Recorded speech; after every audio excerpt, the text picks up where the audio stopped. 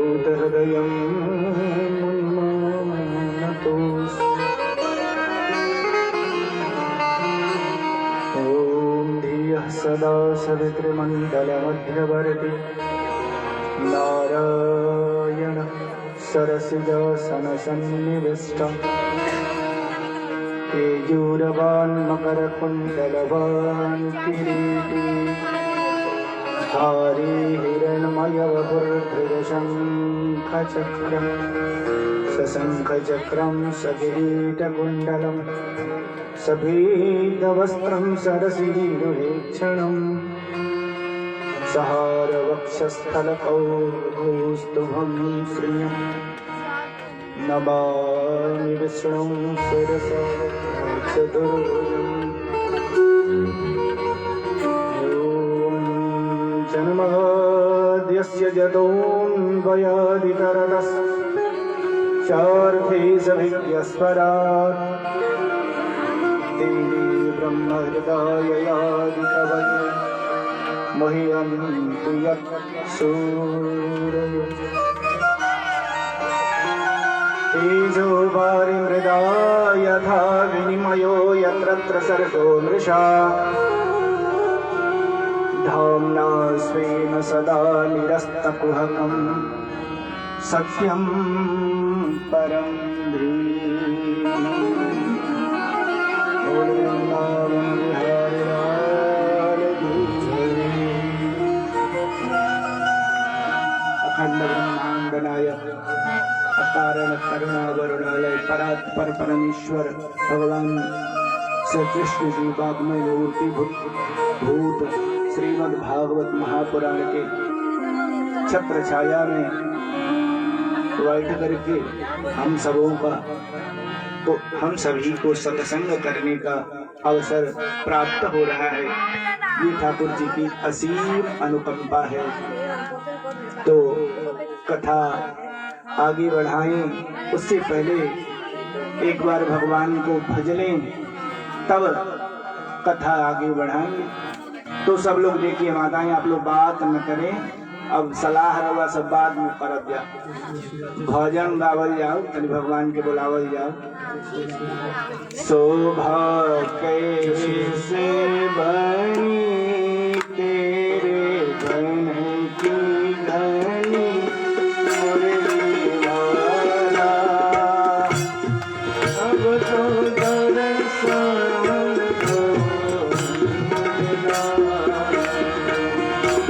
शोभा कैसे तेरे धरे मुरली वाला, अब तो दर्शन दो, अब तो दर्शन दो, अब तो दर्शन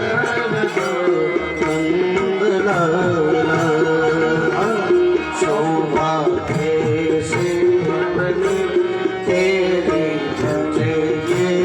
धरे मुरली वाला, अब तो दर्शन दो वाला, अब तो दर्शन दो नंदना। ज्यादा ट्रेवल नहीं।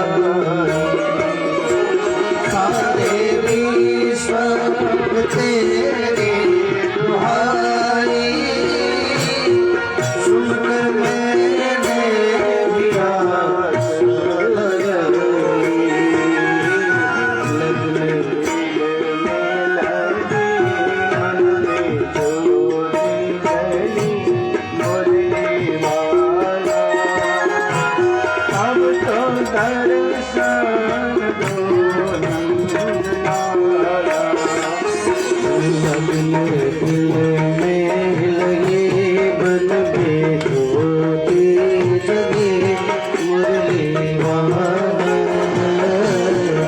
हम तो दर्शन दो नंदलाला अब तो दर्शन दो नंदलाला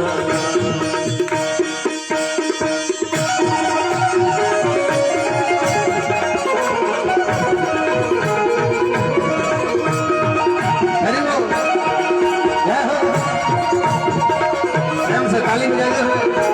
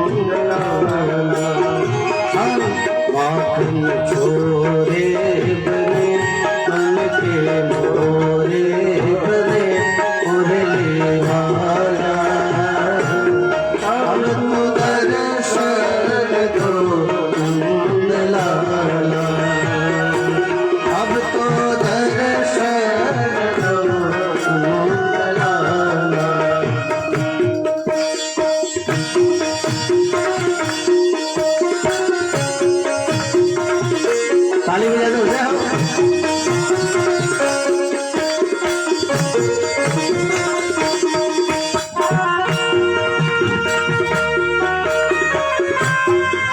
क्या बात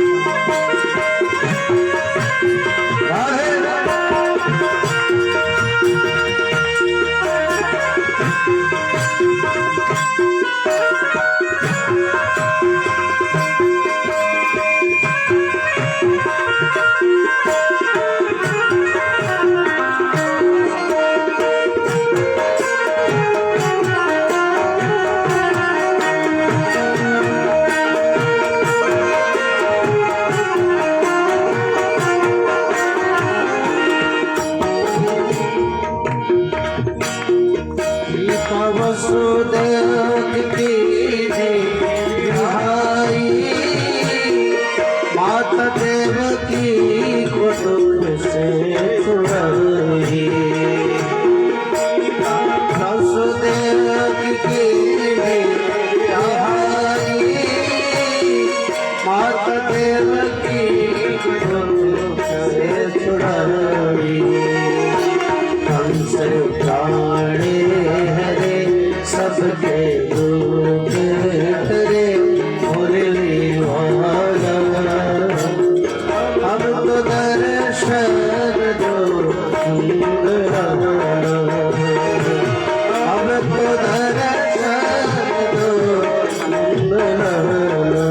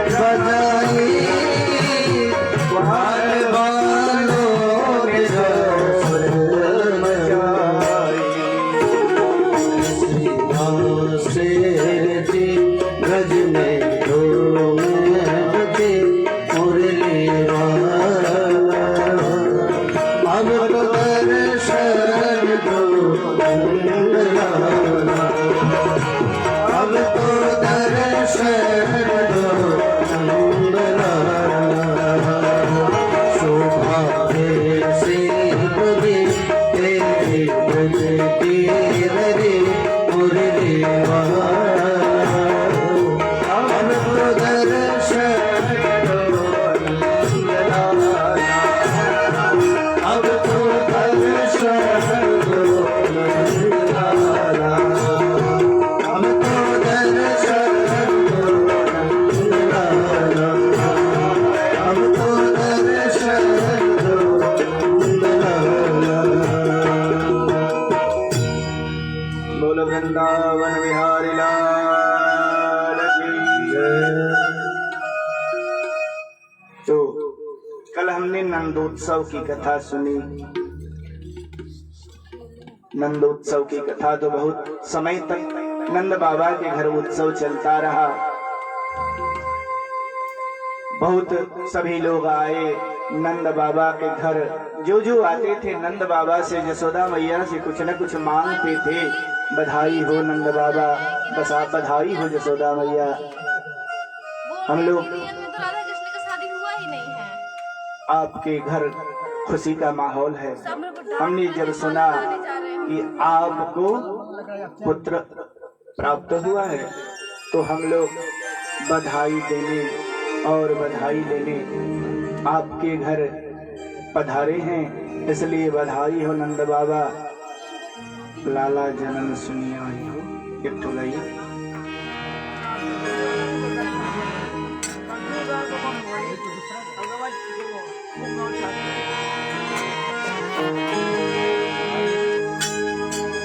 एक बधाई।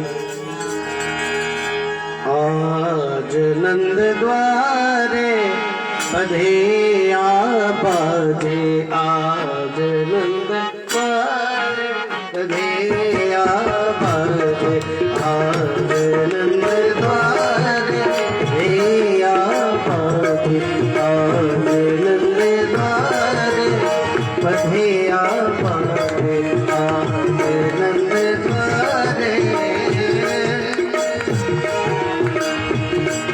आज नंद द्वारे बधिया बाजे आज नंद द्वारे बधिया बाजे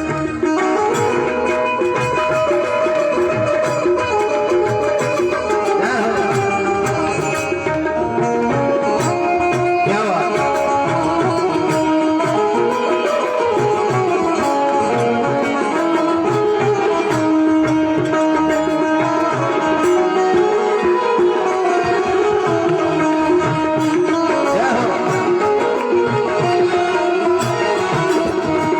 कौन लुटावे न धन सोना कौन लुटावे न धन सोना कौन लुटावे घर गैया भतीजा कौन लुटावे घर गैया भतीजा बाजे आज नंद द्वारे भतीजा बाजे आज नंद द्वारे भतीजा बाजे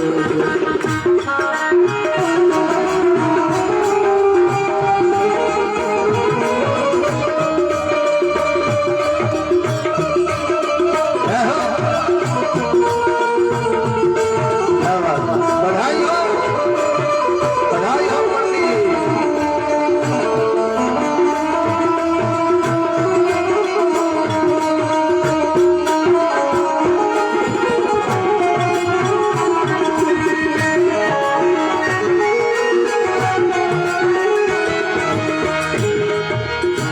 यशोदा लुटावे आन धन सोना यशोदा लुटावे आन धन सोना यशोदा लुटावे आन धन सोना नंद जी लुटावे धन गैया बधैया नंद जी लुटावे धन गैया बधैया आज नंद द्वारे बधैया आज नंद द्वारे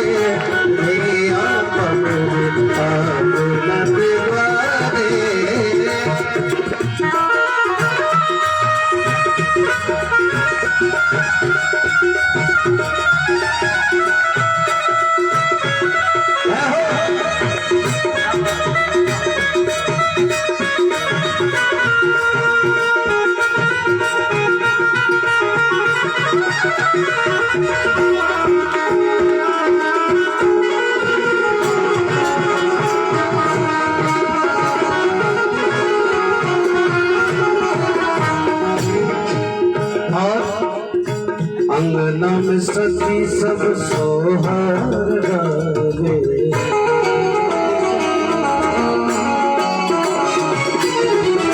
आप सभी ताली बजाते हुए, सोहर ऐसे थोड़ी है गाया जाता है, ताली बजा करके ना। तो आप सब कृपया उदास रह जाए। अंगनम सखी सब सोहर गावे, अंगनम सखी सब सोहर गावे।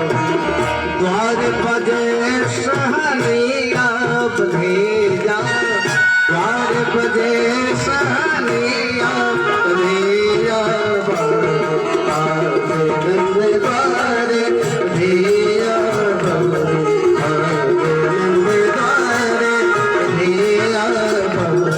सखी करी है प्यारी। चलो सखी सुफल कर जावे, चलो सखी, चलो सखी सुफल कर जावे। क्योंकि प्रगटे कुंवर कन्हैया बधिया, प्रगटे कुंवर कन्हैया बधिया।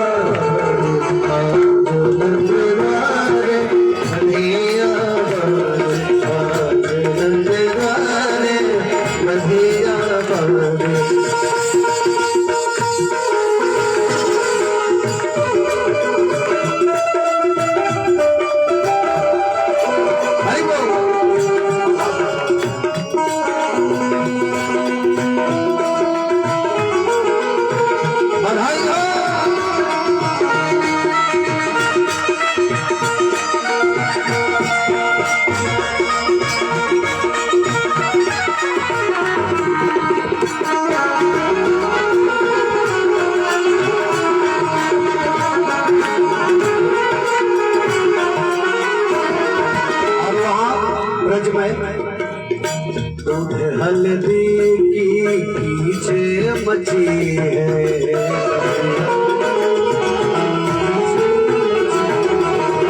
तभी हल्दी की पीछे मची है, तभी हल्दी नंद बाबा की जननिया बधेजा, नंद बाबा की जननिया बधेया। आज नंद द्वारे बधेया, आज नंद द्वारे बधेया। चढ़ल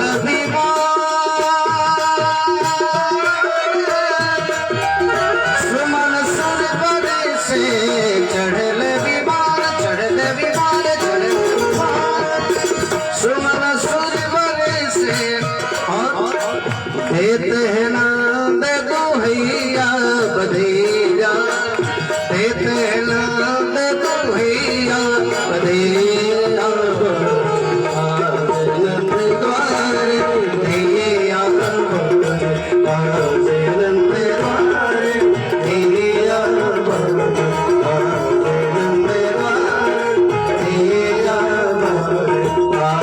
नंद द्वारे बधेया, आज नंद द्वारे बधेया।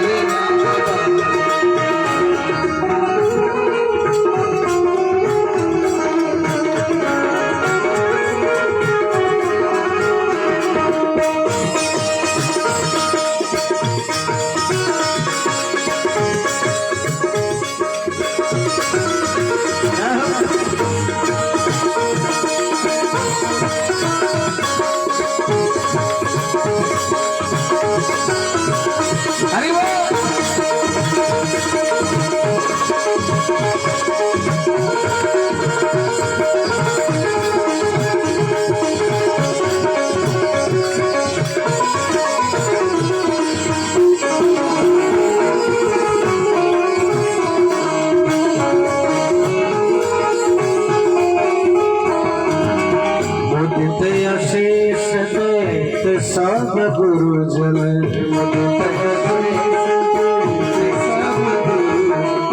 चिर जीवा दो भैया बधेया।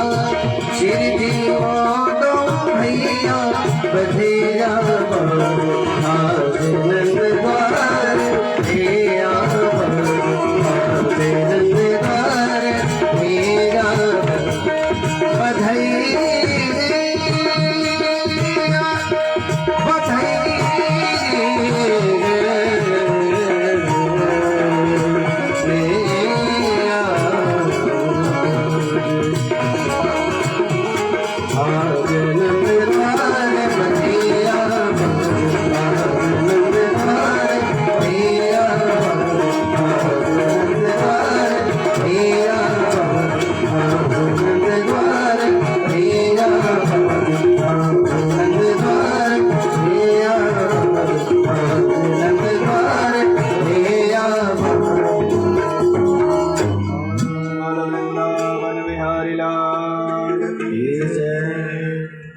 इस तरह नंद बाबा के घर उत्सव चल रहा है। इसी में नंद बाबा को याद आया, साल में जैसे सरकार को हम लोग टैक्स देते हैं ना, रेट, मलगुजारी, सेल टैक्स, रोड टैक्स, बहुत सारे टैक्स हैं, उसी तरह आसपास के सभी लोग कंस को वार्षिक कर दिया करते थे। समय हो गया था, नंद बाबा ने सोचा कहीं महाराज मैं उत्सव में उलझा रहा और महाराज कंस कहीं कुपित न हो जाएं, इसलिए उन्होंने गोपान गोकुल रक्षाया निरूप्य मथुराम गतः नंदस्य कंस्य वार्षिक्यम करम दादु क्रुद्धः। उन्होंने कंस को वार्षिक कर देने के लिए मथुरा गए। जाकर के कंस ने मन से नहीं लेकिन दिखावे के लिए कंस ने उनका स्वागत किया। आभास हो चुका था कंस को, इसलिए कि मन जो कहता है वही सही होता है। बार बार उसके मन में शंका उत्पन्न हो रही थी कि कहीं नंद का छोरा ही तो वसुदेव का पुत्र नहीं है, लेकिन संतुष्टि नहीं हो पाई थी। इसलिए स्वागत किया नंद बाबा का, बधाई भी दिया कि नंद बाबा हमने सुना है आपके घर लाला भयो है, आपको बहुत बहुत बधाई हमारे तरफ से। और बधाई में कुछ गहने कपड़े दिए कंस ने नंद बाबा को। इसके बाद वहां से औपचारिकता पूरा करके नंद बाबा वसुदेव जी के पास कारागृह में मिलने के लिए आए। दोनों मित्र बहुत दिन के बाद मिले, आनंद पूर्वक शब्द मिले। कहा वसुदेव जी ने कि हे नंद मित्र, हमने सुना है तुम्हें पुत्र हुआ है, लेकिन तुमने सबको सूचना दी, मुझे सूचना नहीं दिया। नंद बाबा ने क्या जवाब दिया? कहते हैं नंद बाबा कि मित्र, कैसे मैं तुमको अपनी बधाई बताता, अपनी खुशी बताता। इसलिए व्यास सुखदेव जी कहते हैं परीक्षित से कि अहो ते देव की पुत्रा कंसी न बहवो हता, एका वशिष्ठा वरजा कन्या सापि दिवंगता। कंस ने आपके 6 पुत्रों का वध कर दिया, अंत में एक कन्या आई, उसे भी उसने नहीं छोड़ा। तो आप इतने कष्ट में हो मित्र, और मैं अपनी खुशी आपको सुनाऊं, ये आपको हमें शोभा नहीं देता है, इसलिए मैंने आपको ये सूचना नहीं दी। जब ऐसा कहा तो नंद बाबा ने कहा कि ठीक है, बाकी की बातें बाद में करते रहेंगे। देखो तुम जल्दी से नंदगांव वापस चले जाओ।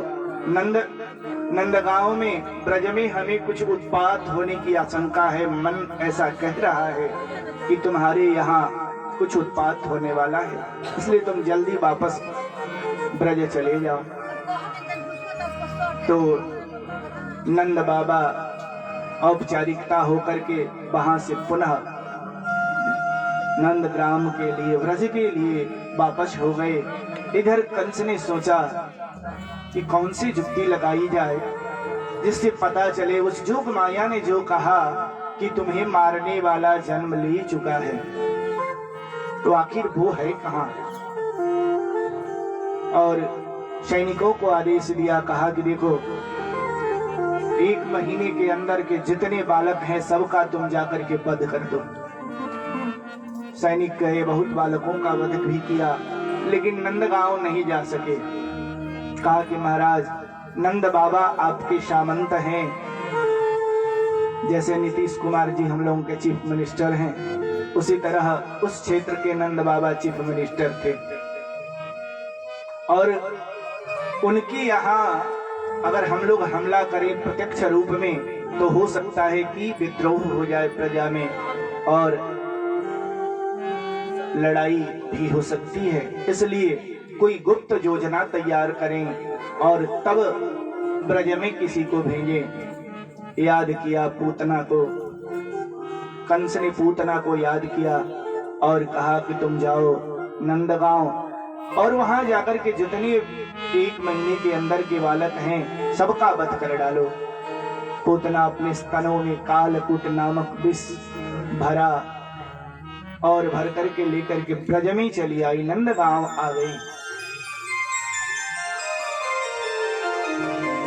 दूर से आकाश मार्ग से आई, देखी बड़ी भीड़ लगा हुआ था। नंद बाबा के घर जाने आने वालों की तांता लगी हुई थी। सोचा कि इस माहौल में मैं कैसे जाऊं और जाकर के कहीं मैं हमला करती हूं तो हो सकता है कि हमें भी इसकी खामियाजा भुगतना पड़े। तो विचार किया, खूब सुंदर राक्षसी स्वरूप का त्याग किया। पूतना ने खूब सुंदर स्वरूप बनाया। ताम की सबंध व्यतिशक्त मल्लिका बृहत्तम वस्तन कृच्छ मध्यमा सुवासशम कंपित कर्ण भूषणम विशूल सत्कुंडल मंडिताननाम बलगुस्मिताम पांग विसर्ग विच्छिदै मनोहरंती वनिता ब्रजौपशाम। खूब सुंदर जैसे ब्रज की बजरंग कन्याएं थी, गोपियां थी, वैसे ही सुंदर स्वरूप बनाया और बना करके उनके समूह में शामिल हो गई। समूह में शामिल होकर के नंद बाबा के महल में प्रवेश कर गई और इतनी व्यस्तता थी उसकी हिम्मत नहीं पड़ी कि बालकृष्ण को जाकर के विष पिलाए। इंतजार कर रही थी, समय देख रही थी कि कब वो अवसर आए और मैं बालकृष्ण का वध कर दूं।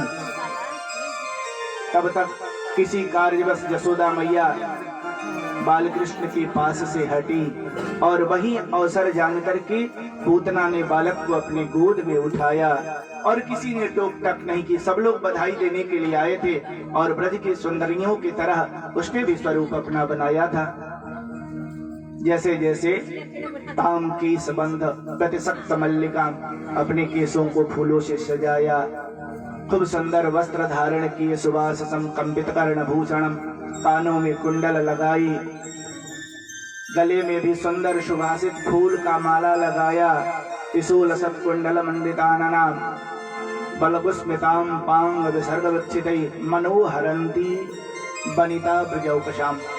ऐसा प्रतीत हुआ कि कोई ब्रज की ही कन्या है। ऐसा सुंदर रूप बना करके उन लोगों में मिल गई। तो किसी ने टोका नहीं, अवसर देखा, पूतना ने बालकृष्ण को गोद में उठा लिया। जब पूतना आ रही थी तो भगवान समझ गए कि अब तो सावधान हो जानी पड़ेगी, मौसी जी आ रही हैं। भगवान सावधान हो गए, अपने नेत्रों को ठाकुर जी ने बंद कर लिया। इसलिए बंद कर लिया कि जहां अविद्या प्रवेश कर जाती है वहां ठाकुर जी अपना नेत्र बंद कर लेते हैं। इसलिए कि जैसे ही ठाकुर जी के स्पर्श होगा वो भगवान के स्वरूप में, भगवान के लीलाओं में भूल जाएगी और जब भूल जाएगी तो फिर उसका उद्धार ठाकुर जी नहीं कर पाएंगे। इसलिए उन्होंने अपना नेत्र, वैसे तो बहुत संतों ने बहुत बातें बताई, कई कई कारण बताए कि क्यों भगवान ने अपनी आंखें बंद कर ली, लेकिन उतने कारणों को नहीं। अविद्या विद्या के सामने नहीं टिकती, इसलिए ठाकुर जी ने नेत्र बंद कर लिए और ले लिया। पूतना गोद में लेकर के अपने स्तनपान कराने लगी। ठाकुर जी ने कहा कि चलो, जब तुम यही चाहती हो तो यहीं सही। उन्होंने दूध के साथ साथ उसका रक्त भी पान करने लगे। छोटे से बाल गोपाल कन्हैया हमारे, कष्ट होने लगा, पूतना को कष्ट होने लगी। चिल्लाने लगी, रोने लगी। सा मुंच मुंचाल विधि प्रभाषिणी निष्पीड्यमाना किल जीव वर्मणि विवृत्य नेत्री चरणौ भुजौ महो प्रसन्न गात्रम क्षिपतिरुरोधः। बहुत प्रयास किया कि ठाकुर जी से अपनी को छुड़ा ले, लेकिन ठाकुर जी ने कहा कि देखो मौसी, बड़ी श्रद्धा से तुम हमें मिलने आई हो और मेरा तो काम ही है कि जो मेरे शरण में आ जाता है मैं जल्दी उसका त्याग नहीं करता। ये हमारा व्रत है। ठाकुर जी कहते हैं ना कि सर्वधर्मान परित्यज्य मामेकं शरणं व्रज अहम त्वाम सर्व पापेभ्यो मोक्षयिष्यामि मा शुचः। मेरा व्रत है, तुम सभी धर्मों को छोड़ करके एक मेरी शरण में आ जाओ, मैं तुम्हें सभी पापों से मुक्त करके अंत में वैकुंठ लोक प्रदान करूंगा। ये मेरा व्रत है। ऐसा ठाकुर जी ने गीता में अर्जुन जी को उपदेश दिया। तो वही कहते हैं, प्रयास करती है सा मुंच मुंचाल विधि प्रभाषिणी, छोड़ो छोड़ो छोड़ो, लेकिन बालकृष्ण छोड़ने वाले कहाँ थे। निष्पीड्यमाना किल जीव वर्मणि, जब ठाकुर जी को छुड़ा नहीं सकी तो रोने लगी। विवृत नेत्रे, आंख तड़रा गईल, मुंह में ले खून भी गया लवली। बोल वृंदावन बिहारी लाल की। इसलिए कि विवृत नेत्रे, नजरी चौड़ी हो गई, आंखें तो करा के चौड़ा कहो करो एक अर्थ ना समझ में आई कि आखिर एक अर्थ का बहुत अर्थ हुई, लेकिन भोजपुरिया भाषा जहाँ लग गई तो अर्थ बुझा जाए सर देना कि आंख तड़रा गई। बोल वृंदावन बिहारी लाल। तो विवृत नेत्री चरणौ भुजौ महो प्रस्विन्न गात्रम क्षिपतिरुरोधः। छोड़ो छोड़ो छोड़ो, रोने लगी। कष्ट अत्यधिक ठाकुर जी ने उसको कष्ट दिया और रोने लगी। अंत में ठाकुर जी ने उसका प्राण हरण कर लिया। गोविंदाय नमो नमः। बोल बालकृष्ण लाल की। बालकृष्ण भगवान ने पूतना का प्राणांत कर दिया। गिर गई, कई योजन में वृक्षों को तोड़ दिया, इतना लंबा उसका शरीर था। जब भगवान उसको कष्ट देने लगे तो आकाश मार्ग से सोचा कि झट से कंस के दरबार में मैं इसे लेकर के चली जाऊं, लेकिन ठाकुर जी ने इतना जोर लगाया कि ब्रज से बाहर नहीं निकल पाई पूतना और ब्रज में ही उसका प्राणांत हुआ। ब्रजवासियों ने शरीर को, इतना बड़ा शरीर था कि उस शरीर को कैसे जलाया जाए, छोटे छोटे टुकड़ों में परिवर्तित किया और परिवर्तित करके तब उसे जलाया गया।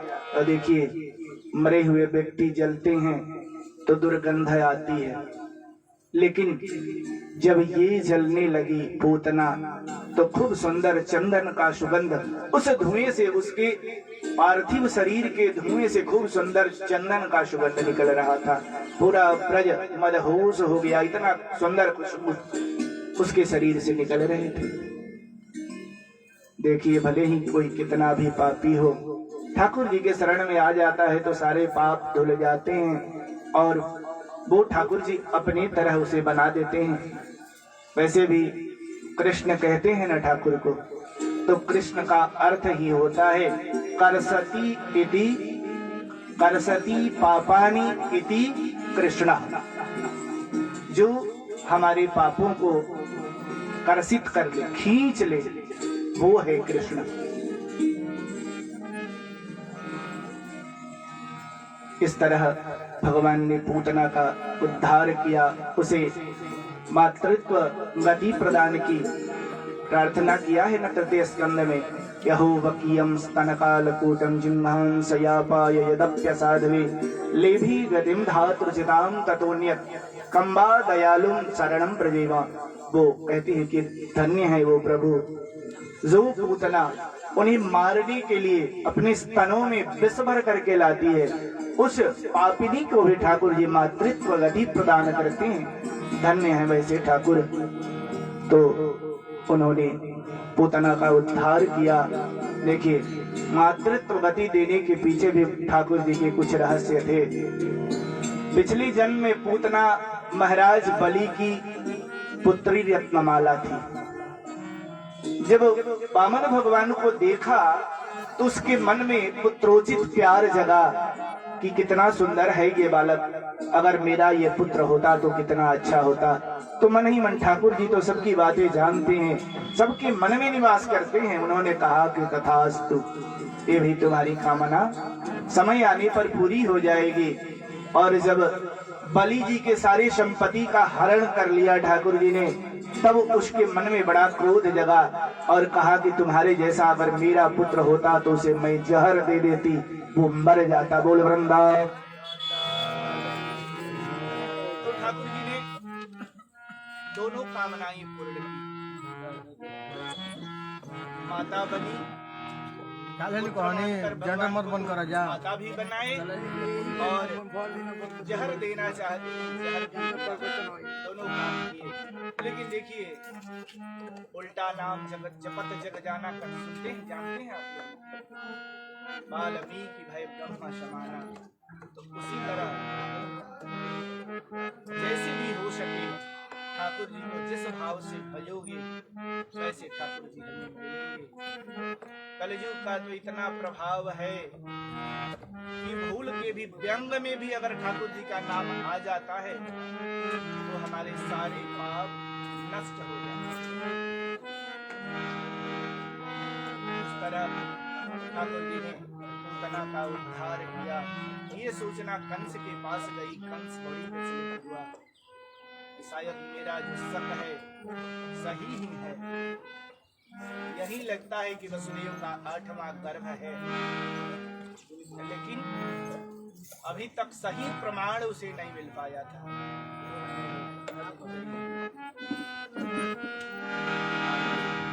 बोल वृंदावन बिहारी लाल की। उसके बाद भगवान की लीला आगे बढ़ी, नामकरण संस्कार होने लगा। इसके बाद जब नामकरण संस्कार करने की बारी आई, उस समय गर्गाचार्य जी ब्रज के आसपास आए हुए थे। ब्रजवासियों के गुरु थे सांडिल्य ऋषि। उनके पास नंद बाबा गए और कहा कि हे गुरुदेव, हमने सुना है कि महाराज गर्गाचार्य जी हमारे राजधानी में पधारे हैं, तो मैं चाहता हूँ कि मेरे दोनों पुत्रों का नामकरण संस्कार उनके हाथों से हो। समझाया। सांडिल्य ऋषि ने कहा कि देखो नंद बाबा, अगर तुम्हारे बालकों का नामकरण संस्कार गर्गाचार्य जी करेंगे तो कंस यही समझेगा कि ये वसुदेव का पुत्र है, इसलिए कि गर्गाचार्य जी वसुदेव के कुल गुरु थे। ये संभव नहीं है, फिर भी चलो तुम्हारी कहने पर चल करके गर्गाचार्य से मिलते हैं। तो गए वहां जहां ठहरे हुए थे गर्गाचार्य जी, और जाकर के प्रणाम किया, पूजन की, और उसके बाद प्रार्थना किया कि हे ऋषिवर, मैं चाहता हूं कि मेरे पुत्रों का नामकरण संस्कार आप करो। तो गर्ग जी भी वही बात, जो बात सांडिल्य ऋषि ने बताई, वही बात गर्ग जी भी कहते हैं कि यदुनाम हम आचार्य ख्यातश्च भुवि सर्वतः सुतम मया संस्कृतम तीन मन्ये देवकी सुतः। अगर मैं तुम्हारे बालकों का नामकरण करूं तो कंस जान जाए कि ये वसुदेव के पुत्र हैं और तुम्हारे पुत्र को मारने के लिए अभिषिक्त है, इसलिए तुम ये जिद छोड़ दो। कहा कि नहीं हे ऋषिवर, मैं प्रार्थना करता हूँ, भले ही मैं कोई उत्सव नहीं करूंगा, इसलिए कि ब्रजवासी बड़े उत्सव प्रेमी थे। कितने दिनों तक जन्म उत्सव चला, तो नामकरण संस्कार हो तो फिर उत्सव कैसे न मने।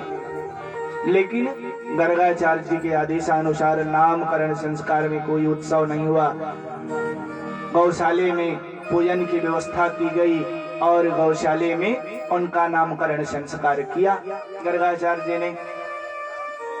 सबसे पहले बलराम जी बड़े थे, तो कहा, गर्गाचार्य जी ने पूजन संपन्न करके कहा कि अयम ही रोहिणी पुत्रो रमयन सुहृदो गुणै आख्यास्यते राम इति बलाधिक्यम बलम विदुः। ये जो रोहिणी का पुत्र है, ये अत्यधिक बलशाली होगा, इसकी बल का कोई थाह नहीं लगा पाएगा, इसलिए इसका नाम बलराम रहेगा। और लोग प्यार से इसे राम भी कहा करेंगे। इसके बाद बलराम जी का नामकरण संस्कार हुआ तो फिर कृष्ण भगवान के नामकरण की बारी आई। जैसे ही गर्गाचार्य जी का ध्यान बालकृष्ण के चेहरे पर गई, समाधि लग गई, सुध बुध भूल गए और अपने नेत्रों से उस गोलोकवासी भगवान कृष्ण का दर्शन कर रहे थे। जब कुछ समय लगा तो नंद बाबा ने टोका कि गुरुवर, तो झटका खा करके गर्गाचार्य जी का ध्यान भंग हुआ और कहा, हाँ इस देखो, आसनम वर्णाश्रयो हास्य गृहीतोनुगुतम तनु शुक्लो रक्तम तथा पीतम इदानीं कृष्णतांगता। हे नंद, ये तुम्हारा बालक जो है ना, ये सभी युगों में अवतार धारण करता है, इसके हजारों नाम हैं, अलग अलग समय में अलग अलग रूप धारण करता है। शुक्लो कभी सफेद बन करके जन्म लेता है, रक्त कभी लाल बन जाता है, पीतम कभी पीला बन जाता है, इदानीं कृष्णतांगता, इस बार इसने काला रंग लेकर के आया है। इसलिए इसके सारे गुण उस गोलोकवासी भगवान कृष्ण से मिलते हैं, इसलिए इसका नाम कृष्ण रहेगा। और जैसे ही गर्गाचार्य जी ने कृष्ण कहा, पूरे ब्रह्मांड में कृष्ण कृष्ण कृष्ण कृष्ण कृष्ण, पूरा ब्रह्मांड गुंजायमान हो गया कृष्ण शब्द से। कहते हैं कि हे वसुदेव, वसुदेव इति श्रीमान विद्या संप्रत्यक्षसे बहुनी संति नामानि रूपाणि च सुतस्यते। बहुत रूप है इसके, बहुत नाम है, लेकिन मैंने इसके रूप के अनुसार एक छोटा सा नाम कृष्ण इसे रखा। और बालकृष्ण नामकरण संस्कार हुआ। इसके बाद धीरे धीरे बालकृष्ण बड़े होने लगे, समय चक्र चलने लगा, वो बढ़ने लगे और सारी गोपियां ग्वाल बाल भगवान के लीलाओं को देख करके आनंदित हुआ करते थे, आनंद मग्न। बार बार गोपियां भगवान को देखने की लालसा से कई उलाहना लेकर के जसोदा मैया के पास आती थी और कहती थी कि देखो जसोदा, तेरा जो ये लाला है ना, ये बड़ा नटखट हो गया है, हम लोगों को बड़ी परेशान करता है। लेकिन सारी बातें कहते हुए भी बालकृष्ण के मुखार बिंद पर उन लोगों का ध्यान रहता था। तो जसोदा मैया समझ जाती थी कि ये हमारे बालक को देखने आई है। अत्यधिक स्नेह की वजह से सारी गोपियां इतना भगवान कृष्ण को प्यार करती थी कि वो बार बार देखने के लिए ललायित होती थी। वैसे भी उस श्याम सुंदर का स्वरूप ही ऐसा है कि अगर एक बार कोई देख ले तो फिर उससे नजरें हटती नहीं है। इतना सुंदर है हमारे ठाकुर जी का नाम, स्वरूप ही ऐसा।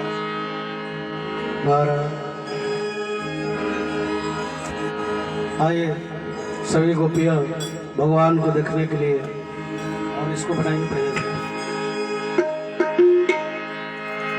मन ही मन भगवान कृष्ण के रूप का वर्णन कर रही है इस भाव से।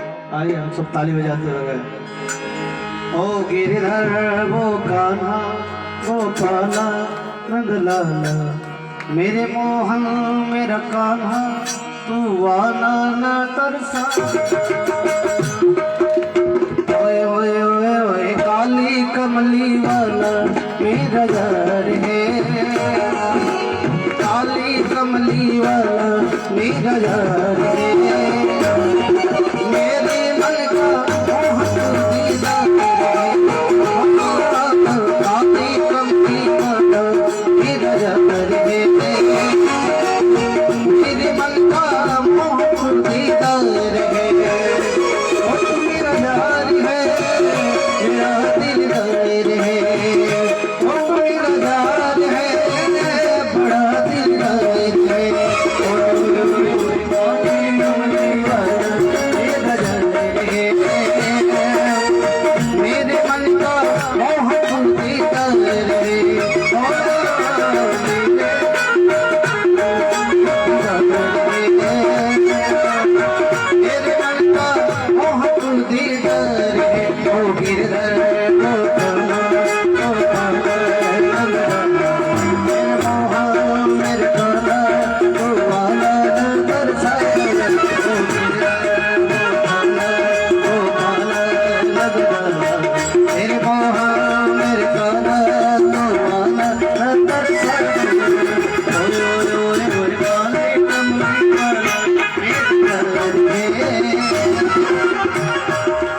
ऐसे नहीं, दोनों हाथ ऊपर करो, ऐसे आनंद नहीं आ रहा। आप दोनों हाथ ऊपर करो, दोनों हाथ सभी लो। और गाना देखिए, भगवान से जो जैसा नाता जोड़ा भगवान स्वीकार कर लिया। गोपियों ने पति का नाता जोड़ा था, भगवान पति स्वीकार कर लिया। सुदामा जी मित्र माने तो मित्र ही तैयार हो गए। इसलिए भगवान को जिस भाव से भजना है आप दोनों हाथ ऊपर करें। और गाना है क्या? ओए ओए ओए ओए काली वेद करके और मेरे मन का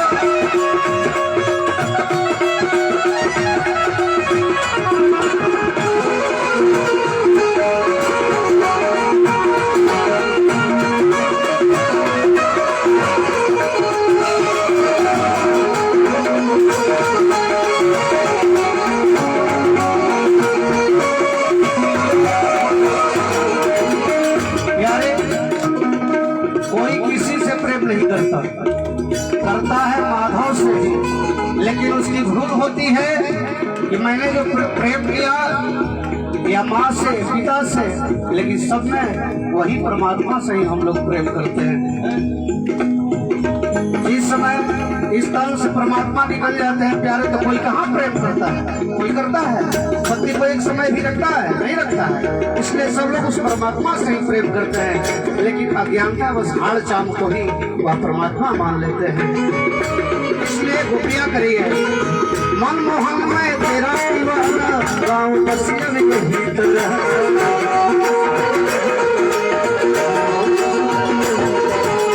मनमोहन में तेरा दीवाना गाँव बसियन के भीतर,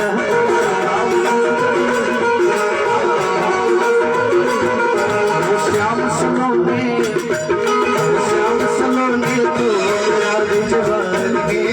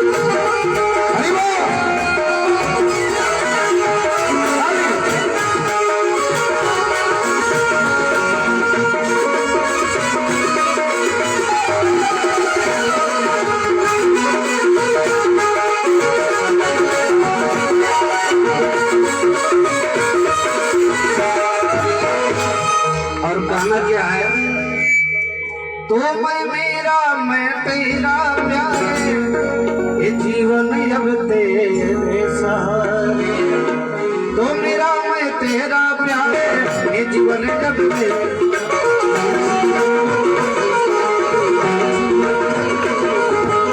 तो मेरा मैं तेरा प्यारे, ये जीवन अब तेरे सहारे।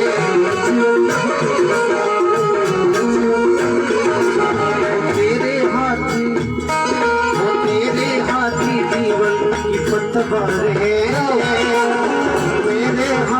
जीवन की पतवार है।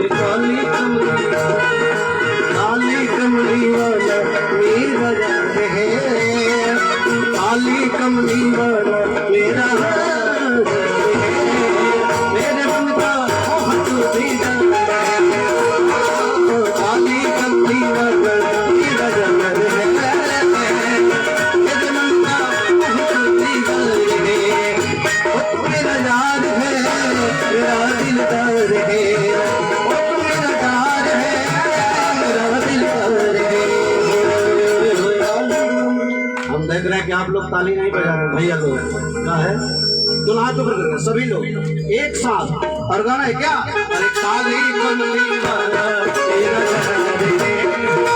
मन का बहुत दिल ताली कमली वाला तेरा मन का बहुत दिल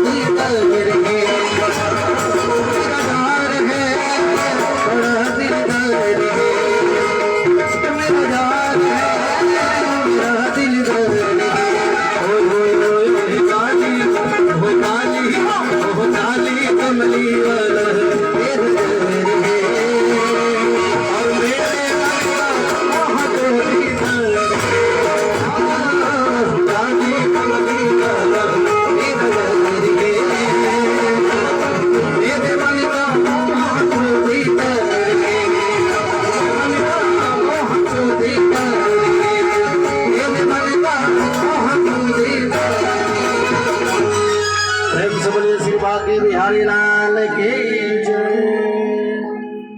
इस तरह गोपियां ठाकुर से स्नेह करती थी। धीरे धीरे ठाकुर जी बड़े होने लगे। कहते हैं कि कालीन ब्रजताल्पेन गोकुले राम केशव जानुभ्याम सापाणिभ्याम रिंग माड़व विजगतु। धीरे धीरे पहले मकैया बनकर के बालकृष्ण आंगन में घूमने लगे बलराम जी। उसके बाद पुनः धीरे धीरे अपने पैरों पर खड़े होने लगे और चलने लगे। ये लीला जब गोपियों ने देखी तो एकदम मंत्रमुग्ध ठाकुर जी को निहारती एक टक पलक नजरता ठाकुर जी की लीलाओं को देख करके अब रोज कुछ न कुछ नया बहाना ढूंढती गोपियां कि चलो कैसे चल करके उस कान्हा का हम दर्शन करें। एक दिन सारी गोपियां यशोदा मैया के पास गई और जाकर के कहा कि जी बहन यशोदा, शायद तुम नहीं जानती। अब धीरे धीरे बालकृष्ण घर से बाहर निकलने लगे, आस पड़ोस में घूमने लगे। तुम जानती नहीं हो कि ये बड़ी नटखट हो गए हैं, बड़ी उत्पात कर रहे हैं ब्रज में। तो कहा क्या? कहती हैं वत्सान मुंचा पचित समय क्रोश संजात हाश। ये प्रत्येक दिन किसी न किसी के घर जाकर के माखन चुराता है अपनी मित्र मंडली के साथ। और करता क्या है, किसी के घर अगर माखन नहीं मिलता है तो मटकी फोड़ देता है। वत्सान मुंचक पचित समय, और अगर वो भी नहीं मिला, मटकी भी नहीं मिली, तो गाय दोहन करने से पहले ही बछड़ों को खोल देता है। बछड़े सारे दूध पी जाते हैं और हम लोग दूध का दोहन नहीं कर पाते हैं। वत्सान मुंचक क्वचिद शमयी क्रोश संजात हाच स्तेयं स्वादस्थ दरिपयः कल्पितैस्तेय जोगै मर्काणां भोक्ष्य बज्यते स चिन्नादि भाण्डं धनक्ति। बहुत सारे उत्पाद करते हैं। तो कहा, यशोदा मैया ने डांटा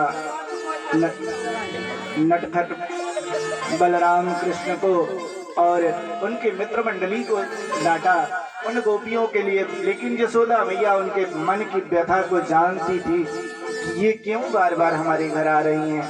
वो सारी बातें यशोदा मैया को पता थी। इस तरह भगवान की लीला निरंतर बढ़ने लगी। वैसे तो देखिए 2 दिन 3 दिन अगर विस्तार से भगवान कृष्ण की बाल लीलाओं का वर्णन किया जाए तो 2 दिन 3 दिन से कम में बाल कृष्ण की लीला पूर्ण नहीं होती। इतनी लीला की ठाकुर जी ने वृंदावन में, गोकुल में, ब्रजगांव में। तो इसके बाद जब गोपियां, एक दिन की बात है, एक गोपी गई हुई थी जमुना जल लाने के लिए। अपने मित्र बालकृष्ण, अपने मित्र तन सुख, मन सुख, धन सुख, श्रदान, इन सभी ग्वाल बालकों को लेकर के उसके घर में, उस गोपी के घर में पहुंच गए और माखन ढूंढने लगे। छीके पर माखन लटके हुए थे। बालक छोटे छोटे थे, छीका पकड़ नहीं सकते थे, लेकिन फिर भी उन्होंने प्रयास किया और एक दूसरे के कंधे पर चढ़ करके उन्होंने मटकी प्राप्त कर ली और मटकी प्राप्त करके उसमें से खूब मक्खन खाए, मित्रों को खिलाई, बंदर आए बंदरों को खिलाए। तब तक वो गोपी जमुना जी से जल भर करके वापस आ गई। नीचे जितने बालक थे, बालकृष्ण ऊपर थे और सारे बालक नीचे थे। उनके कंधे पर बालकृष्ण भगवान खड़े थे। सभी बालक उनको छोड़ करके वहां से भाग गए। पकड़े गए बालकृष्ण। बालकृष्ण को पकड़ लिया उस गोपी ने और कहा कि बहुत तुमने उत्पात की है, चलो अब मैं तुम्हें यशोदा मैया के घर पास ले चलती हूँ और तुम्हारी शिकायत यशोदा मैया से करती हूँ। कहती हैं ब्रज की भाषा बड़ी सुंदर है, हम लोग को बोलने नहीं आता है, लेकिन ब्रज की कथा ब्रज की भाषा में कही जाए तो और सुंदर होता है, उसके भाव और सुंदर हो जाते हैं। कहती है गोपी, क्या कहती है कि अब तुम कहाँ जाएगो, अब तो तुम पकड़े हो गए हो, चल तेरी शिकायत यशोदा मैया से करूंगी। लेकर के चली। उस गोपी ने बालकृष्ण के बाहों को पकड़ लिया और लेकर के चली। रास्ते में बालकृष्ण के एक सखा मिले।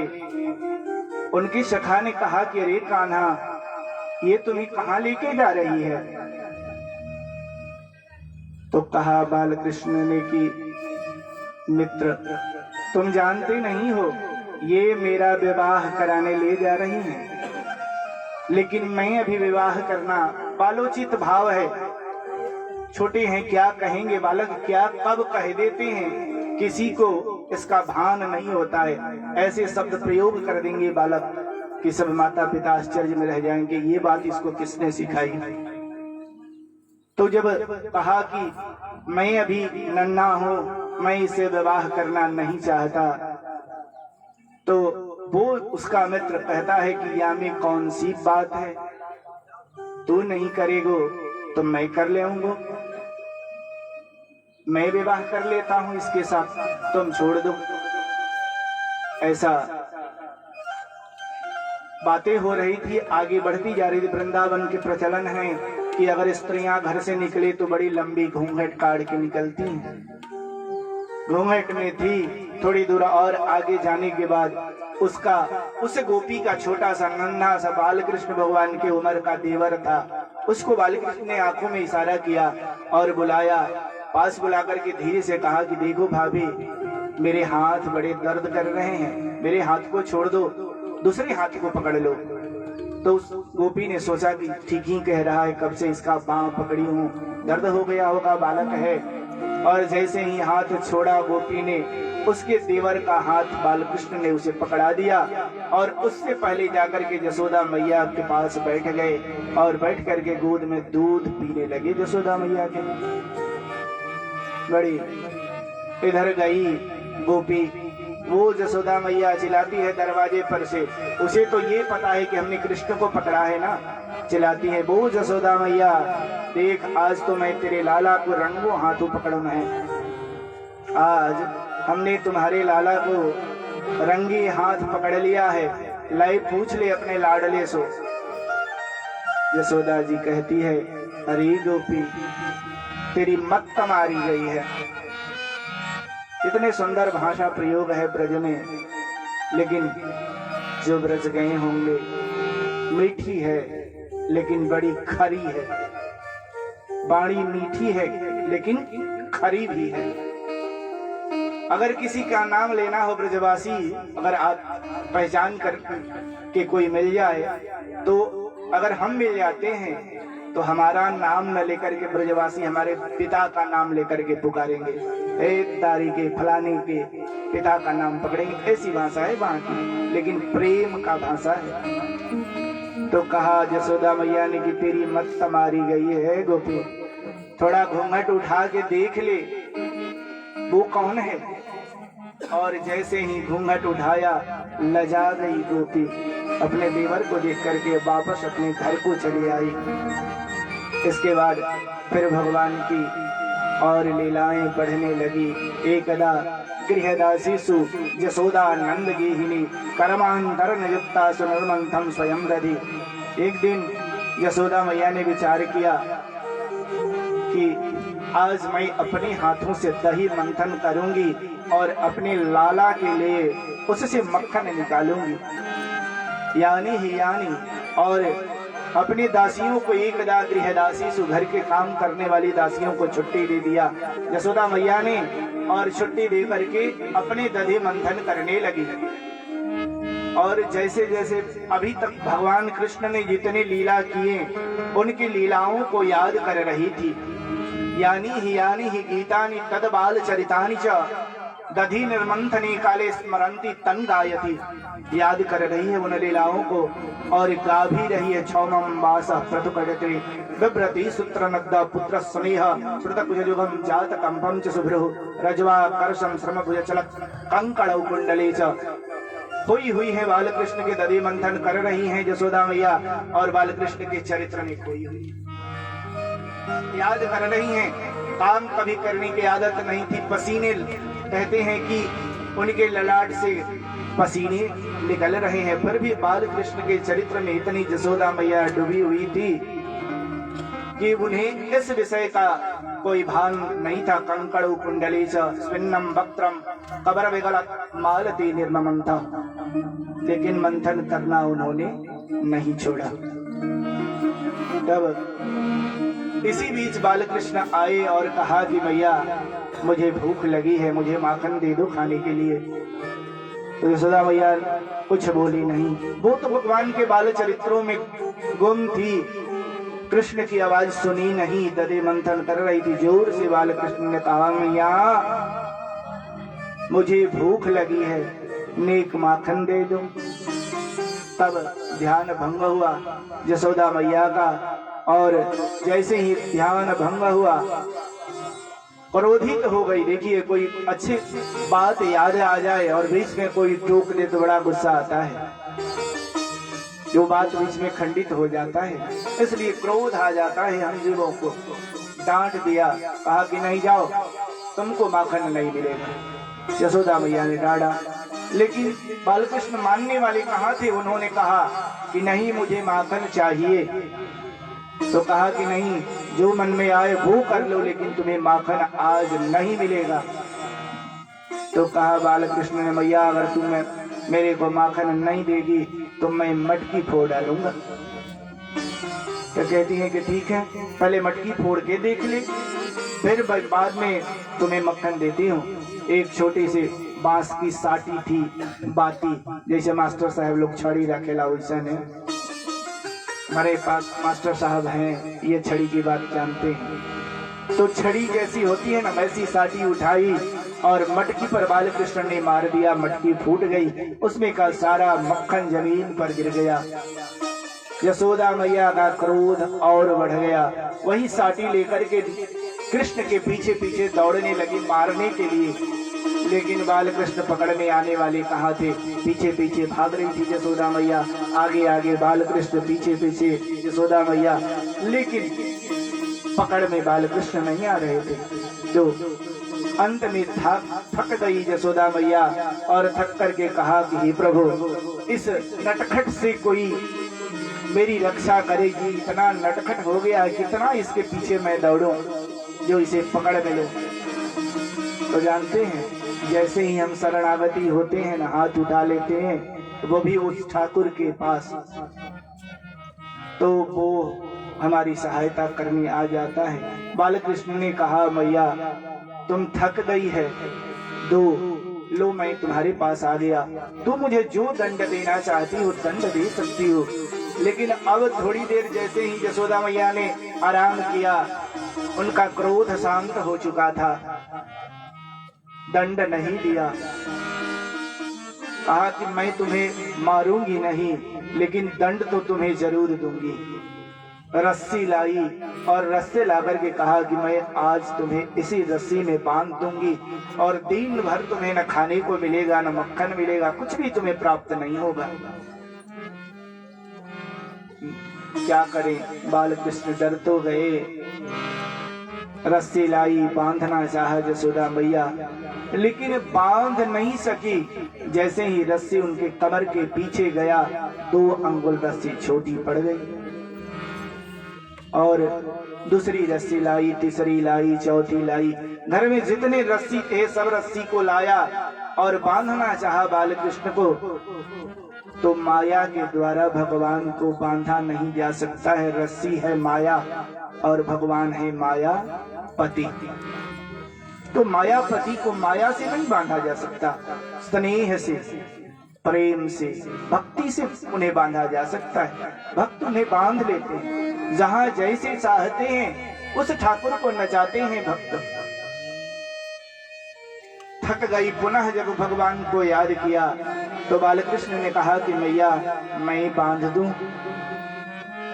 तो रस्सी फेंक दिया झट से। यशोदा मैया ने कहा कि लो बांध लो, और बालकृष्ण ने एक ही रस्सी में अपने को बांध लिया।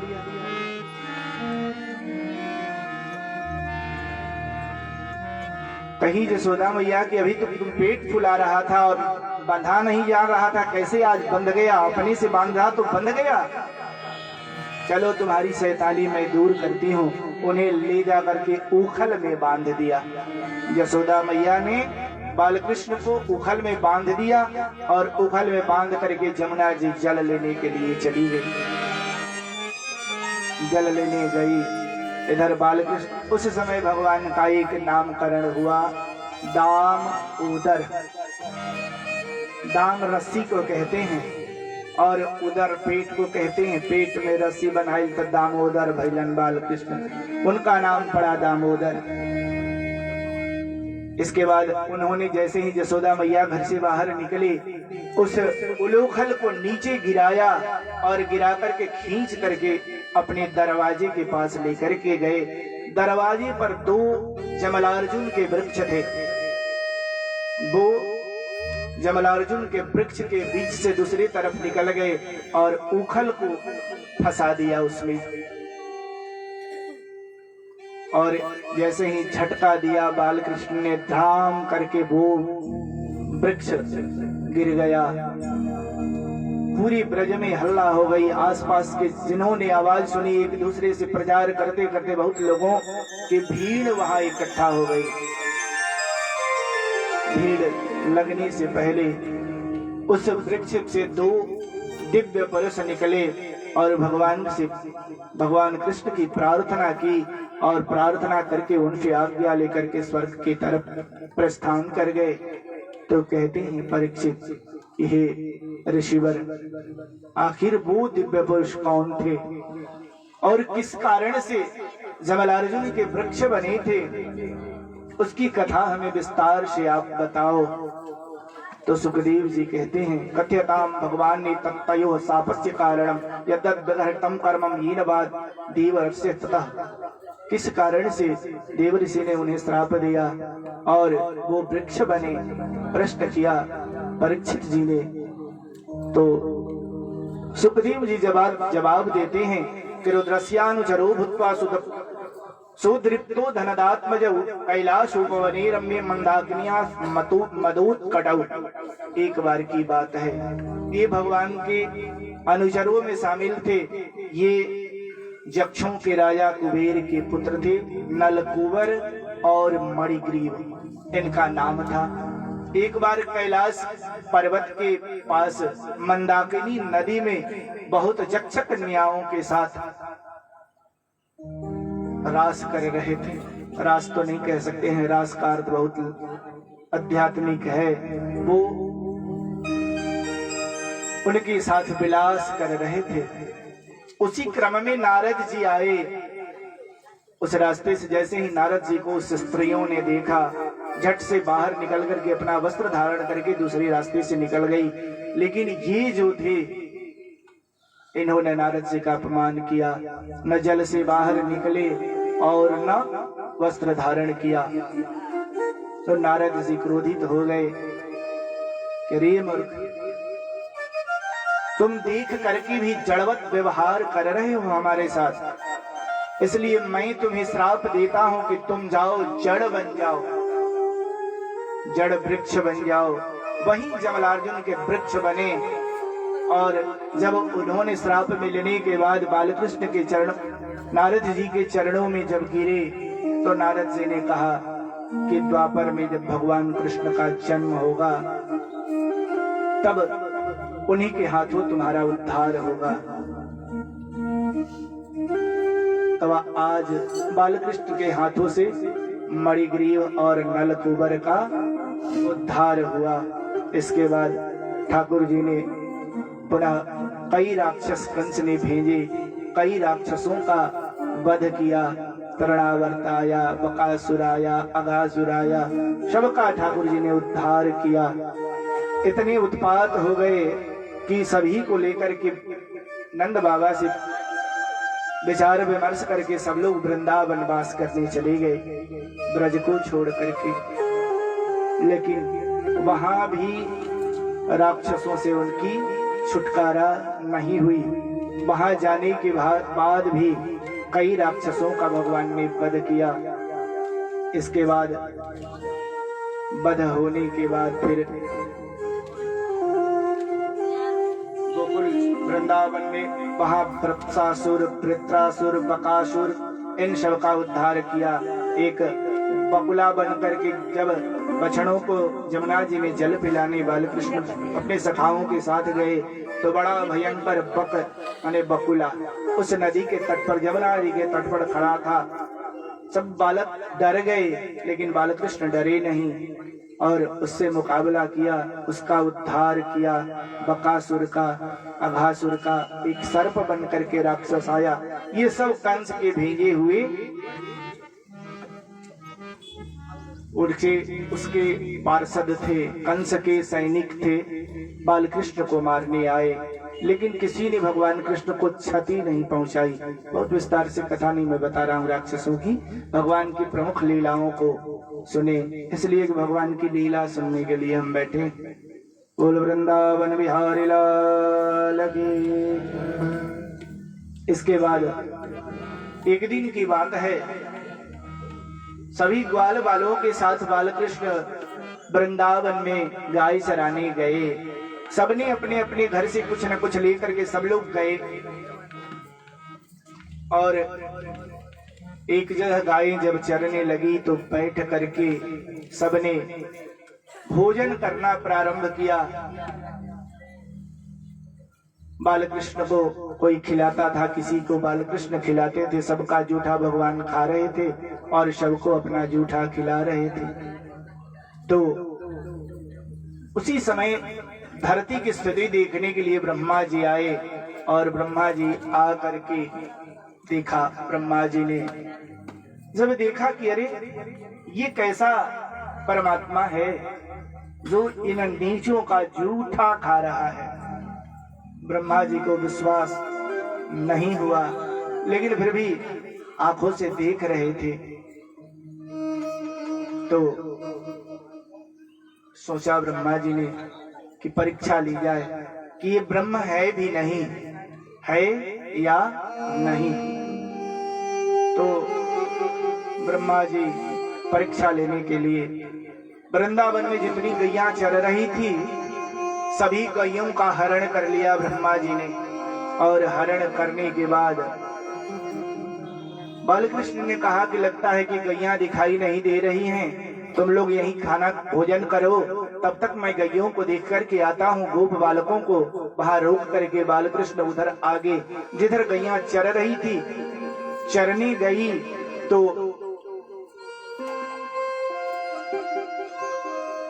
बालकृष्ण ने देखा कि एक भी गैया वहां मौजूद नहीं है। तो जब मौजूद नहीं है तो वहां से पीछे आया तो इधर ब्रह्मा जी ने बालकों का हरण कर लिया। बालक भी नहीं थे। तो भगवान सारी बातें समझ गए और अपने संकल्प मात्र से जितनी गायों की संख्या थी उतनी गाय और जितने गोप बालक थे उतने गोप बालक अपने शरीर से निर्माण किया, अपने बन गए। और बालकृष्ण भी साथ में हैं और आराम से लोग रहने लगे। 1 महीना व्यतीत हुआ।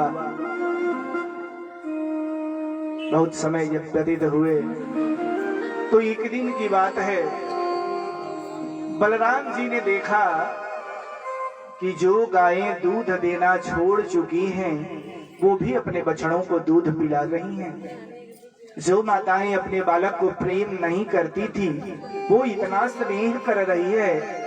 विचार करने लगे कि अम्बा कुताया था दैवी बान नार्युतासुरी प्रायो मायास्तु में भात रातुर नान्या मेपि विमोहिनी।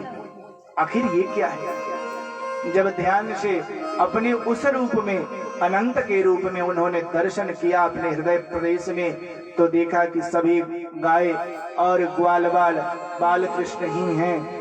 तो कहा कि ओहो, जब भी तो कहें कि इतना प्रेम माताएं अपने बालक को और गैया अपने बछड़े को क्यों कर रही है। इस तरह फिर एक दिन की बात है, उधर ब्रह्मा जी को मोह हुआ, फिर देखने आए कि देख करके चलते हैं कि वहां क्या हो रहा है। तो देखा कि जितनी संख्या में गाय हमने हरण की थी उतनी संख्या में गाय और उतनी संख्या में गोप बालक उपस्थित हैं। आश्चर्य में पड़ गए ब्रह्मा जी, चक्कर में पड़ गए। अब क्या करें? अपने ब्रह्मलोक में देखते हैं तो सारी गैया और ग्वाल बाल पड़े हुए हैं और इधर देखते हैं तो वहां भी सारी गैया और ग्वाल बाल। तब उनका मोह भंग हुआ ब्रह्मा जी का, और जब भंग हुआ तो आए भगवान के चरणों में और चरणों में आकर के कई श्लोकों में ब्रह्मा जी ने भगवान से प्रार्थना करी कि नौमिड्यति प्रभुषि तदिडंबराय गुंजावतंस परिपिच्छल सन्मुखाय वन्यस्त्रजे कवलभीत्र विषाण वेणु लक्ष्मस्त्री मृदुपदे पशुपांगजाया। कई श्लोक में ब्रह्मा जी ने उनका मोह भंग हुआ और भगवान से प्रार्थना किया ब्रह्मा जी ने। इसके बाद एक ब्रह्मा जी की जब ज्ञान पटल खुली तो